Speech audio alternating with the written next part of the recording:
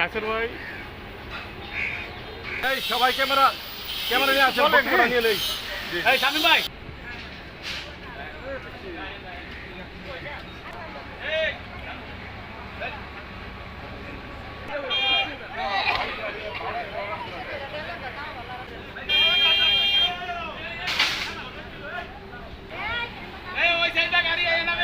গাড়ি থামায় রাখেন।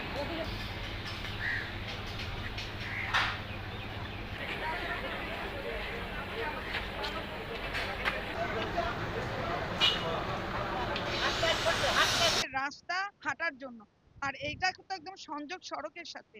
এখান থেকে মানুষ একটা হসপিটালে যাবে, একটা বিয়ে বাড়ি হতে পারে, একটা গরিব মানুষ হতে পারে, একটা মুমূর্ষু রোগী হতে পারে, একটা ডেড বডি হতে পারে।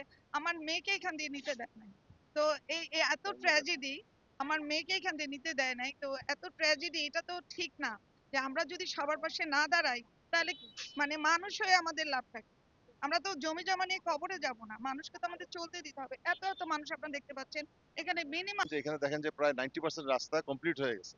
ঠিক অল্প একটু জায়গা, প্রায় 100 ফিটের মতো 100 ফিটের মতো রাস্তা। ওরা বিভিন্ন সময় যখন যেই সরকার এসেছে তাদের ইনফ্লুয়েন্স খাটিয়ে তারা কিন্তু বাধা দেওয়া হয়েছে। এইটুক রাস্তা যেখানে শাইন কন্ট্রাক্টর ছিল এর আগে, এটা আমি বলবো যে 2010 বা 12 দিকে হবে, হঠাৎ করে তাকে বাধা দিয়ে এইটুক রাস্তা করতে দেওয়া হয়নি।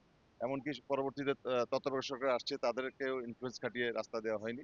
তো আমি স্থানীয় সংসদে যিনি আছেন উনি আশ্বাস দিয়েছেন যে এখানে রাস্তা কমপ্লিট করবে। আপনারা এটা রেকর্ডিং করলে বুঝতে পারবেন যে একটু আগে যে আমার স্ত্রী শাহনা সুলতানা উনি বলেছেন যে এখানে লাশটা পর্যন্ত আনা নেওয়া করা যায় না, এমন ভাবে তারা বাধা দিয়েছে। কিছুদিন আগে আমার মেয়ে কাইনা কায়সার ইন্তেকাল করেছে, উনি আমাদের ছেড়ে চলে গেছে। তো তার যে লাশটা আসার পরে থেকে কি সমস্যা হয়েছে যে আমার কফিন থেকে লাশ নামিয়ে আমরা অনেক বহু কষ্টে আমাদের এখান থেকে ঢোকাতে হয়েছে। এছাড়া অনেক সময় অনেক মুমূর্ষ রোগী, কদিন আগে একটা হার্ট পেশেন্টে নিতে এখান থেকে অনেক বেগ পেতে হয়েছে। নানা রকম অসুস্থতায় মানুষ সেখানে চলাচল করতে পারে না, যে কারণে এই রাস্তাটি অনেক প্রয়োজন হয়ে পড়েছে এবং এটা এলাকার দাবি। আগে এখানে বসতি ছিল না, কিন্তু দিন দিন এখন বসতি বাড়ছে। ইতিমধ্যে রাস্তা যায়